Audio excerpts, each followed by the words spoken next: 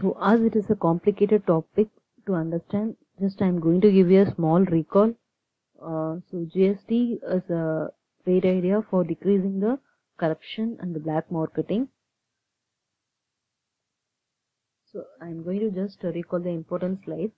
So according to GST, all the transactions, whether or not there is a volume or frequency or continuity or regularity of such transaction is involved, that will be considered as a business. Even a single transaction or a one-time trade also considered as a business under GST.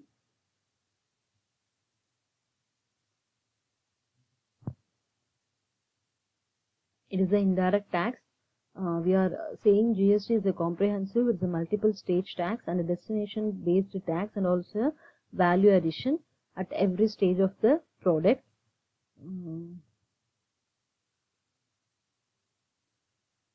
So destination based is nothing but if a product is manufactured in one state and it's sold to the customer who are in the another state, the tax revenue will go to the customer's state where it was finally delivered. So it is a destination based one. At every stage of the product it will be applied, from the raw material to the finished goods, and finished goods to the wrapping, everything, labeling, everywhere the GST value addition will be there.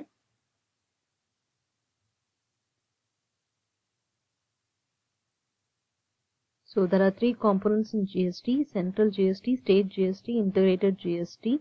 So these three components eradicated all the any multiple taxes. So it reduces complexity for the calculators and also for the governments. So according to the earlier regime, when VAT was there, the product calculation will be like this. So it is a very burdening thing to the final consumer. All the tax burden will be imposed on the final consumer according to the earlier regime. So if now we are calculating the same product using GST, almost we are getting more than 300 rupees nearly we are getting the cost reduction. So it is all benefited to the final consumer. So GST is a benefited thing. Upcoming benefits the business people are going to receive is e-way bills and e-invoicing. E-way bills are already implemented from 2018.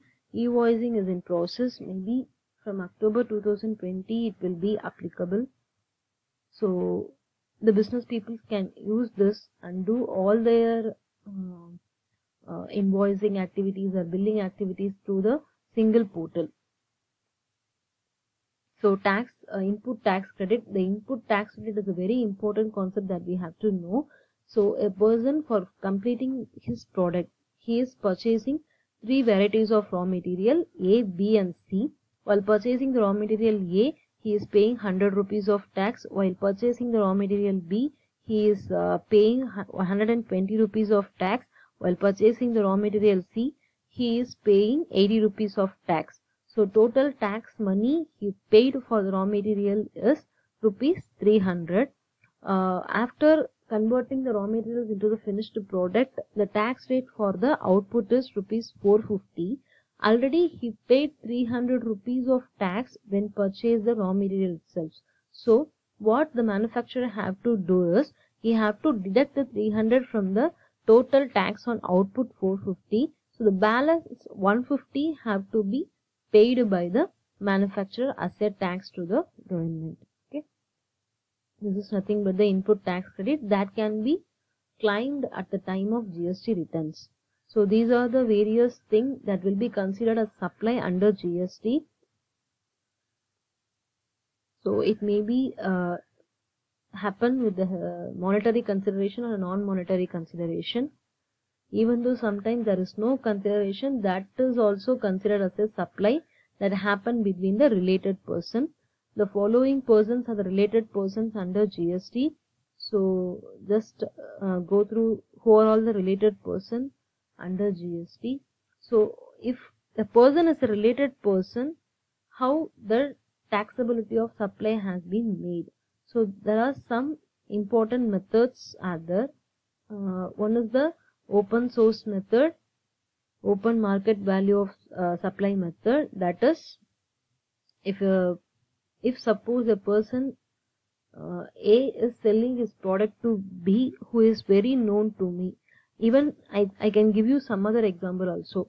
I am selling a old TV to a person who is my friend. Okay, maybe suppose I may charge 5,000 rupees for a product.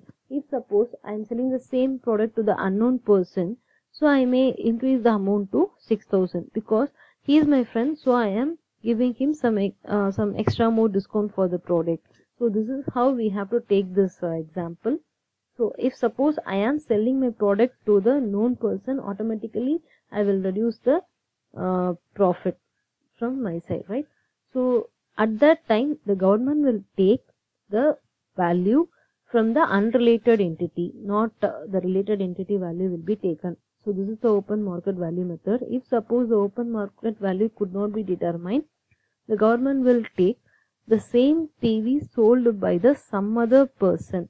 Suppose he sold it for 4,000, means that will be taken as the amount. Okay.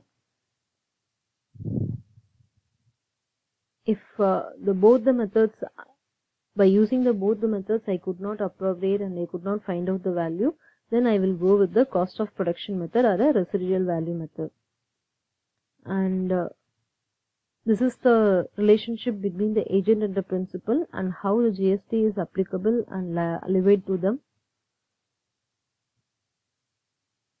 This is suppose if the business is, the merger business is in another country and the main,